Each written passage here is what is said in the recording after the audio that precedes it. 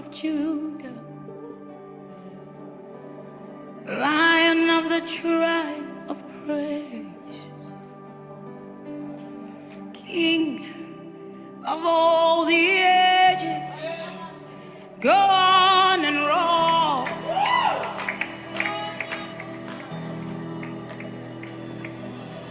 Lion of the tribe of Judah, Lion of the tribe of praise, you are the King of all the ages, go on and roll. Yeah, yeah, yeah, yeah. Lion of the tribe of Judah, Lion of the tribe of praise, you are the King of all the ages, go on and roll.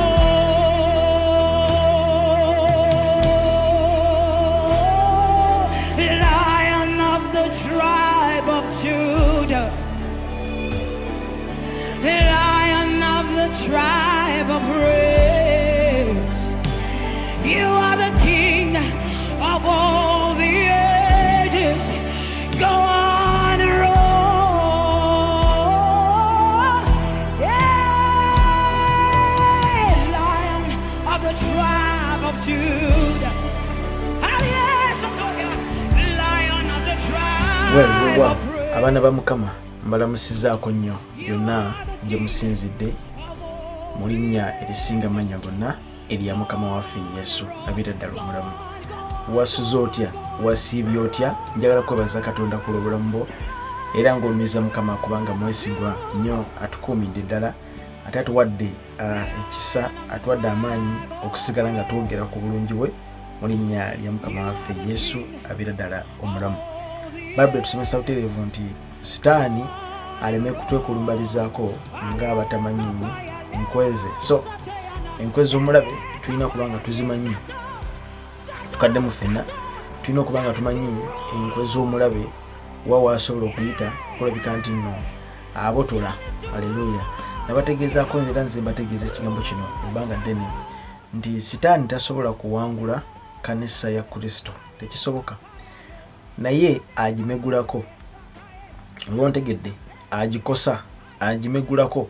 So mu kugimegulako waligenderamu gwe ampuliriza, waligigenderamu mu kumenyebwa okwo.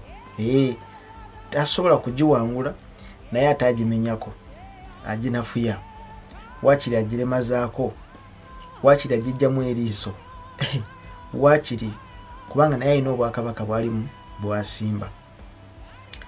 Ngenda kukomawo nsooke nkuwe vidiyo eno ogiwulirize bulungi nnyo, then tukomewo mu linnya lya Mukama waffe Yesu. Waliwo ekintu kyenjagala owulirize, nzija mbagamba era nziramu okukiddiŋŋana nti waliwo movement era wendi kati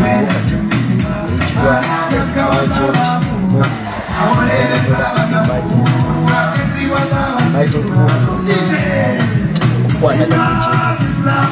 Ekintu kino kigadde kiwerewamu kati movement eno mbi nnyo nti eri mu kanisa ate era yo mulabe mwe yagiteekerateekera. Mulabe yakola system eyo, process eyo yonna ng'ekigendererwa kukosa mubiri gwa Kristo wabula si butabuliiki oba obwamadiya naye nga mubiri gwa Kristo.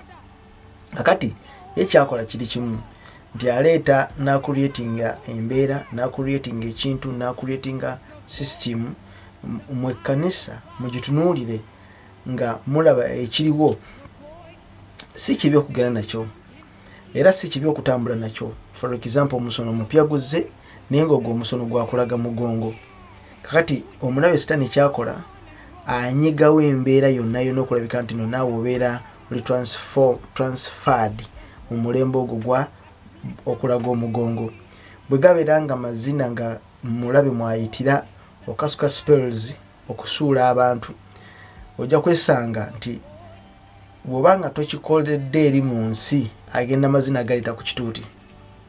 obonfuna agenda kugaleeta ku kituuti. So sanga abaana abalenzi nga beefunugula, abaana abawala nga beefunugula, kumbe ye amazina ge yabasiba obutagenda mu mabaala, agamba nedda temuzze mu bbaala naye ne mu church ngenda kubasangayo. Okitegeera, ne mu church ngenda kubasangayo. That's why ndotunulira abaana nga bazina amazina mu makanisa abamu n'ogamba baba baali bivuddeko buvi ne babireka abaana bano ne bawummula buwummuzi. Abaana nga beenyoola beemugoola we bakasuka emikono mu bbanga we bakola bati n'otuna n'ogamba nti ddala biri mu youth, simanyi youth choir, simanyi youth ministry. Youth ministry bo bakitwalira ddala nga webeera youth ministry balina kubeera mu mazina gokka, kulwa mukaaga ebeera practice. Kati gye bagenda okujja abantu abagenda okubatendeka okuzina babatendeka dansi n'omusomesa aliwali aze kuyigiriza abaana. Ate nojala nkutegeeze nti ojja okusanga omusomesa nga n'omusomesa sina mulokole, yabivaako dda ng'omusomesa sina mulokole. Waliwo omusajja aliyo namusanga eyo yali asomesa abaana mu kwaya ya kanisa naye nga abasomesa maloboozi, naye nga amaloboozi gabasomesa n'ennyimba z'abayigiriza. Omusajja si mulokole, nga tabeerangako mulokole, naye yabeeranga eyo mu kigo ky'abafaaza mu seminare ng'abaana baayo abayigiriza nnyimba, abayigiriza amaloboozi. Musajja kawungeezi abeera mutamivu waddanga, naye kuba nti alina eddoboozi asobola okusomesa music, n'atula munange mu kanisa ne bamusasulanga n'omusasula ajja ayigirize nga abaana amaloboozi buli lwa Saturday nga bagenda okukola practice. So ebyo tubirina mwebiri nnyo, tebikwewuunyisa nnyo. Tugamba ayogedde bane ekyemadde simanyi, nedda gwagenda okwewuunyiza ddala. Nga mu kanisa tulinamu n'abantu abakuba obukubi ennanga, naye ng'ennanga babapangisa bupangisa mu secular world, babapangisa bupangisa ne bajja ne bakuba ekyumba kyabwe ne babawa ssente. Buli lwa Sunday babeerawo ne bakuba ekyuma. Kakati ekyo sitaani kyasinga ddala okwagala. Eyo ye agenda ye ekyasinga ddala okubeera ey'amaanyi. Agenda ekyasinga ddala okubeera ey'amaanyi kangikulage. Bikula wamu nange nga sinaba kutwala ku vidiyo eno ya muzeeyi Bugembe. Bikula Baluumi essuula ya 2, Baluumi bane mbalamusizaako nnyo mwenna, Baluumi 2:12. Nedda Baluumi 12 anabeera Baluumi 12:2. Baluumi 12:2 ya Baluumi 12:2 agamba nti so temufaananyizibwa ng'emirembe gino, naye mukyusibwe ng'olw'okufuula amagezi gammwe amajja. Ku screen olunyiriro olabye. So temufaananyizibwanga ng'emirembe gino, naye mukyusibwenga olw'okufuula amagezi gammwe amajja, mulyoke mukebenga bibiri Katonda byagala ebirungi ebisanyusa ebituufu. Ddayo buto nti so temufaananyizibwanga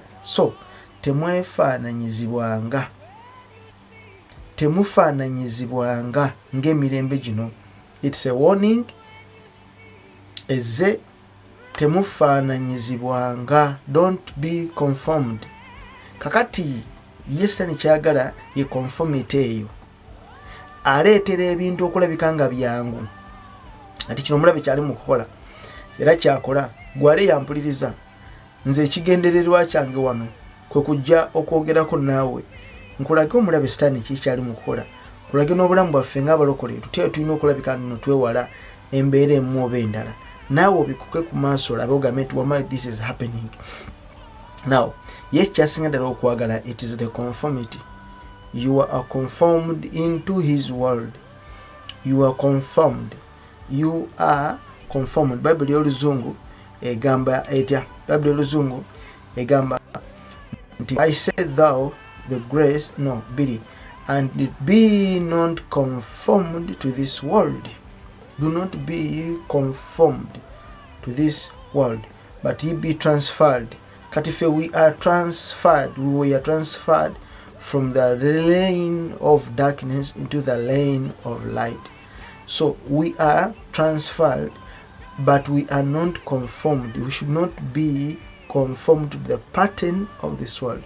Kubanga the world, the spirit of the world is related to the system of the world. Mukama ebazibwe nnyo. So neggulu nalyo system yalyo related to the system of the spirit in our lives mu bulamu obw'omu mwoyo obwezingidde eddala ewamu. So light in the darkness and light. So nsonywamuko. So mu byonna tetulina kubanga tuli conformed, tetulina kubeera nga tuwanyisibwa.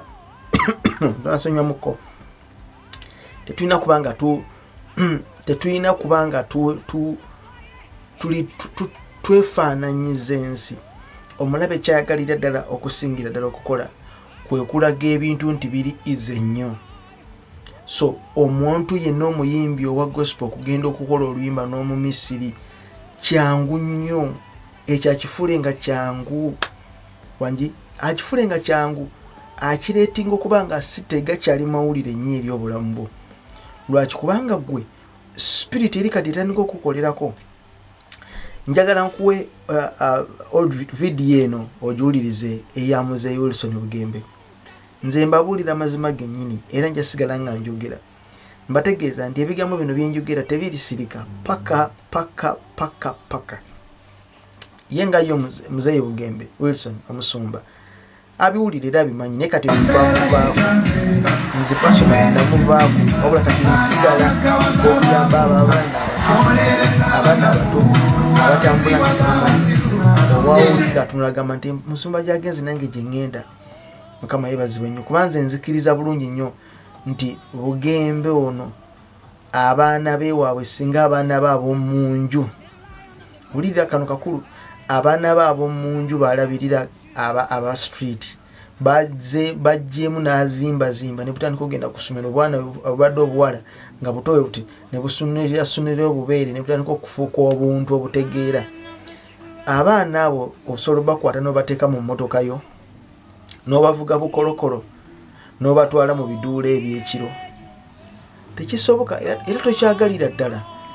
Sisobola nti osobola kukikkiriza nti ogenda ova ku kivulu n'okomayo waka ne bagamba nti no muwala wo nno obadde wakayingirawo naye naayingirawo nti ate obadde nti yabadde ku kivulu kya gravity omutujju eri ekyokwepiica. Ojjula okwata omuggo bw'omwana omwabye. Ekyo tejja mugaa tokikolanga, naye ate ggwe mu kukuba obulango oyita abaana babanno bagendeyo gwe nnamba emu era n'ogendeyo n'obasanyusa. Naye ggwe sirowooza nti osobola okukwata emmotoka n'ogivuga n'obagamba mutule tugende mu kivulu kya Bebekulu. Tekisoboka. Anno kati n'ekyo kikyo. Kati njagala owulirize okumanga Sitaani mu binnyo, njagala owulirize eddoboozi lya Bugembe. Sitaani mubi nnyo ate mubi ddala, naye tumulaba era tulaba enkola ze. Njagala nkusomesa kye bayita Emergent Movement in Emergent Church. Wuliriza eddoboozi lino nkomewo, wuliriza tovaawo.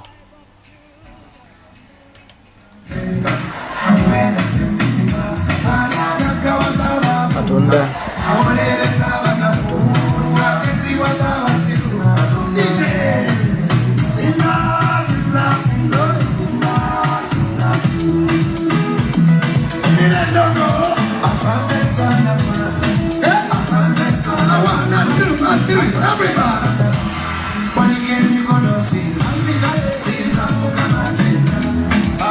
wakulu nnyo wagenda okugenda wuliriza. Kati na audience eri mu kukuba enduulu, audience yeewuddemu emirundi egyo, audience erimu emirundi egyo. Eriwo abalina influence eya Wilson, waliwo abalina influence eya Bebekulu nga host. Naye njagala owulirize bulungi nnyo statement eno Wilson gye yakoze. Atagitegeera yekka yagenda okwogera ebitagasa era ebitakwatagana, naye agitegedde ogenda kuwulira. Nsonyiwa mu mukwano gwange, wuliriza.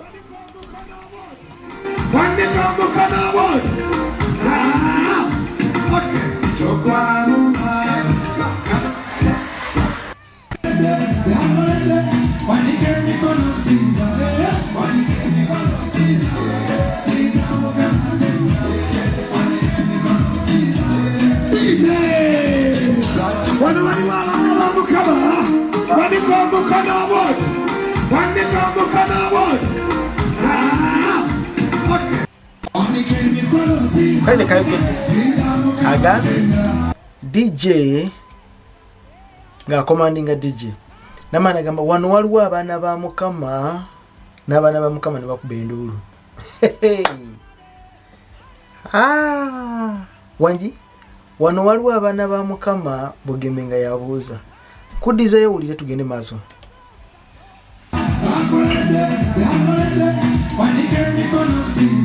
Awulidde?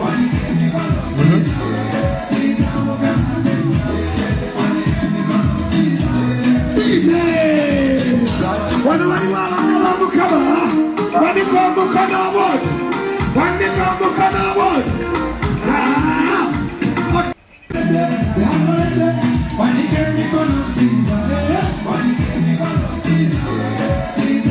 kakati kitegeeza nti abaana ba Mukama webali so bagambe kati muwanike emikono mu bbanga wanika omukono bwoti wano waliwo abaana ba Mukama ne bakuddamu nti weetuli kati wanika omukono bwoti. Omanyi ekitegeeza? Omanyi kyekitegeeza?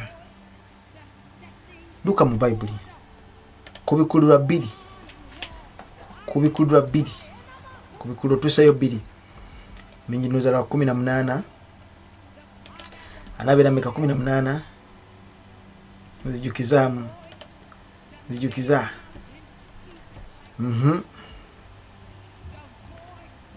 bikula nange Bayibuli yo. Okay.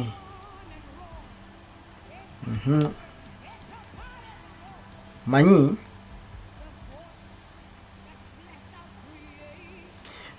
bikola bitume 2 kubikulirwa 2 tuseyo kubikulirwa 2:18 ngenda kulaga ekitegeeza ekyo kiyakoze Bugembe kiyakoze agamba nti abaana ba Mukama we muli mukubireko Mukama mu ngalo wanike emikono mu bbanga.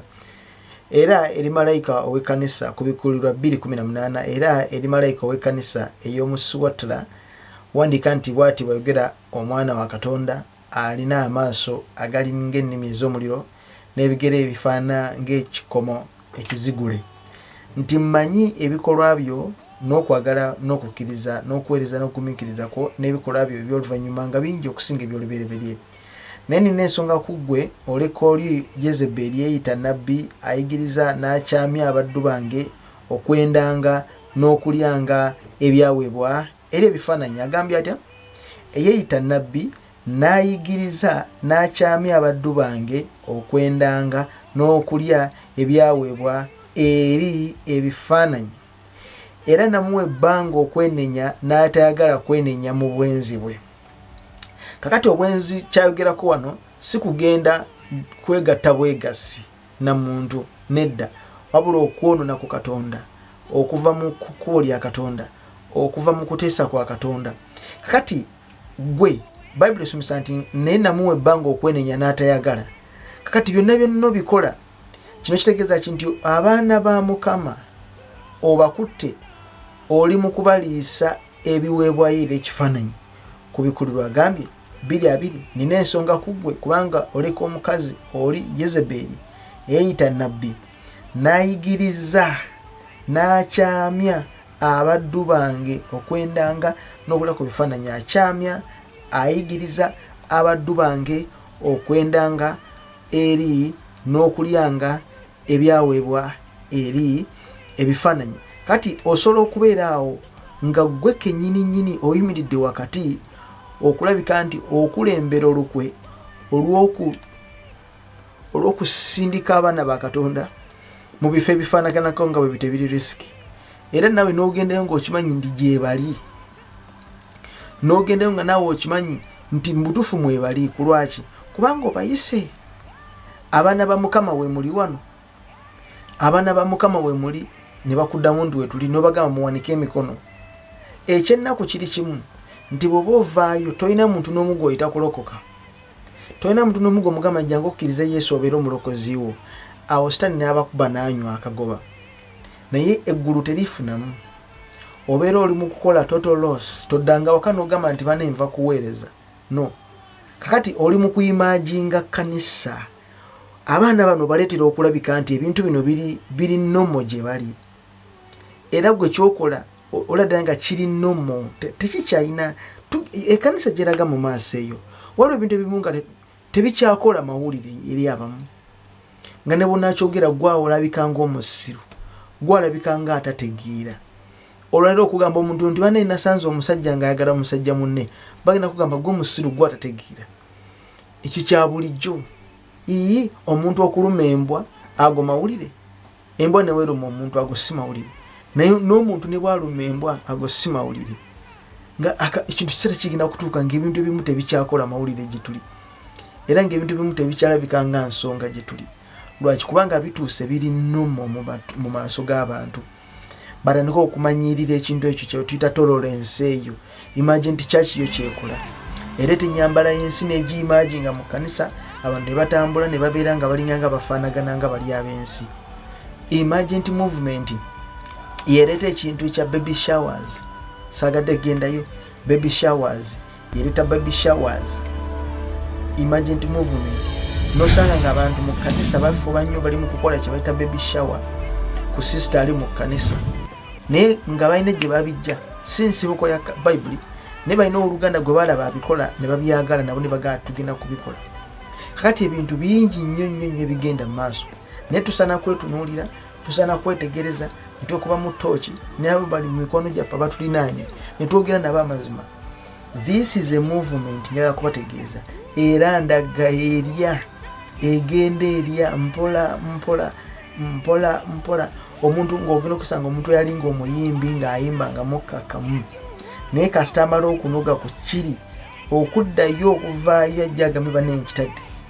Kati Wilson Bugembe kiyamala okunogako mu nsi eri n'akinywako bw'ati, awulira nga kya muwendo nnyo ng'okukita awulira ng'obulamu bwe bugenda kuggwawo. So they are emerging his movement and they are emerging him abeere ng'afaanaganira ddala n'ensi, nga ne waba ayimiridde wali tosobola kwawula musumba n'atali musumba, wabula okuggyako nti erinnya lye ne bamukulaga nti oli wujja ogamba musumba, naye nga kizibu nnyo okubategeera. Mukama yeebazibwe nnyo.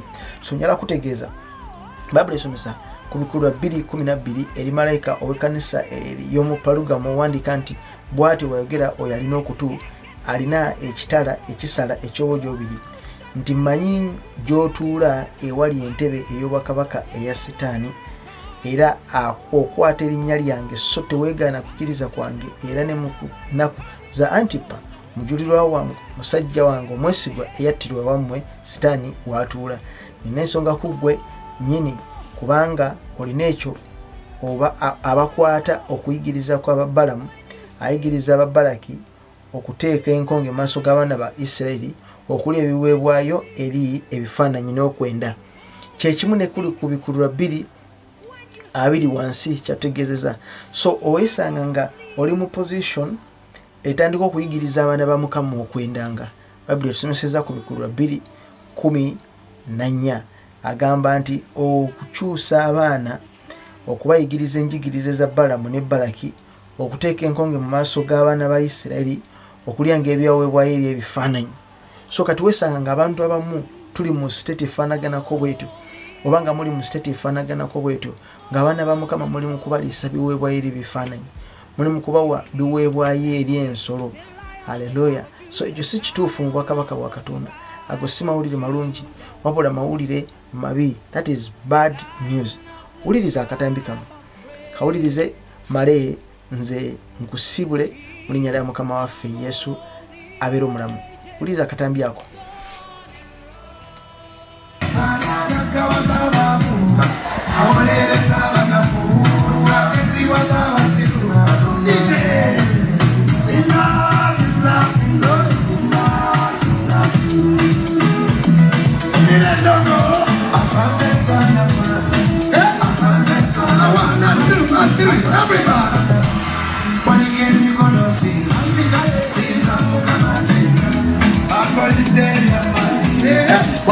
Omwola bane ba Mukama kitegeeza ki wafudde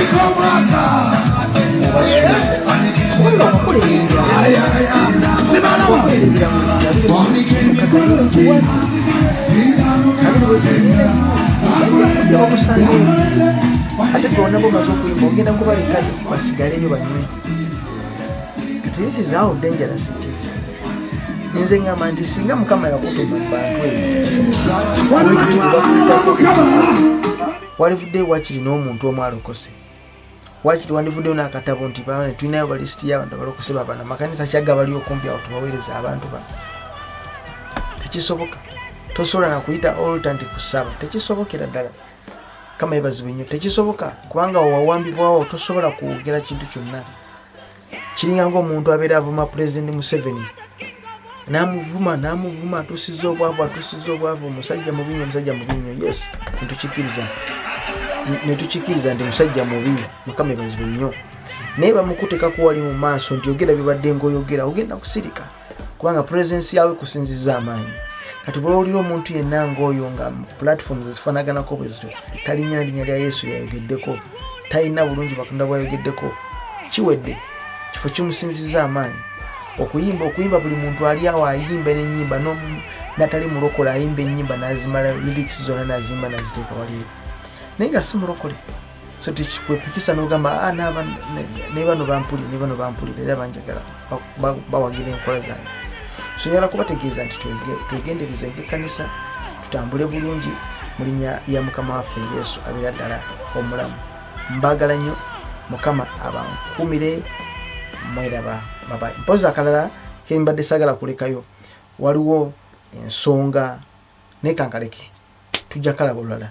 Mukama bankumire, mwe wenna abagamba nti mwandagadde okuŋŋanako wamu ne Just Gospel Fellowship Centers WhatsApp channels kwetuli, link ogenda kugisanga wansi ewasembera ddala nga tugipiininze weeryawo wansi weeryawo Just Gospel WhatsApp Fellowship Centers. Mwena mbalamusizaako nnyo era mbaagala nnyo. Mukama bankumire, mweraba. Bye. King of all the ages, go on and roll.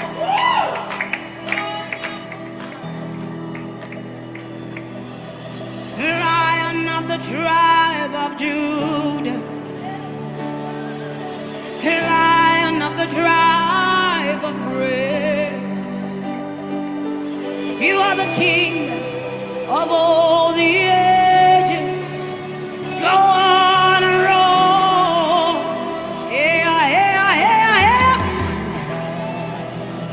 Lion of the tribe of Judah, Lion of the tribe of praise. You are the King of all the ages. Go on and roll.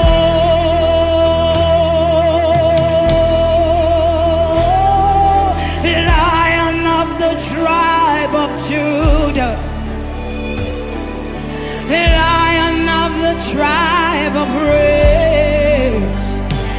You are the King of all the ages. Go on and roll. Yeah, Lion of the tribe of Judah. Ah, yes, Lion of the tribe of praise. You are the King of all the ages.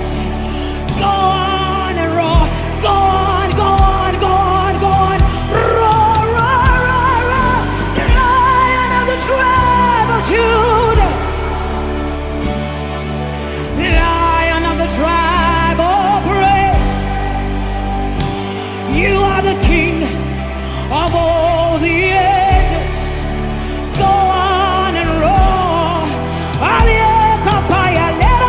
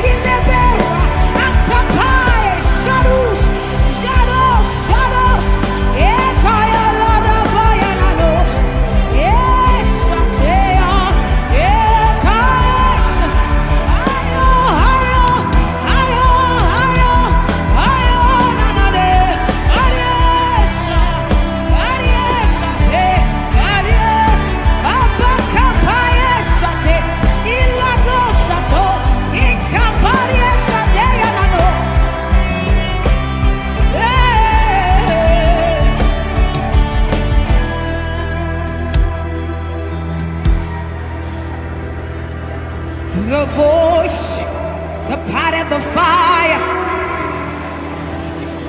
The voice that made mountains keep. The voice that raised the dead. Go on and roar.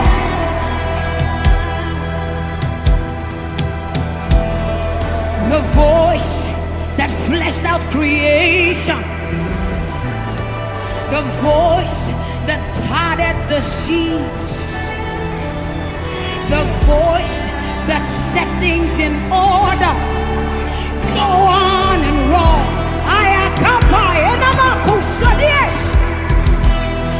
The voice that parted the fire. The voice that made mountains keep like a ram. The voice that raised the dead. We say, go on and roar.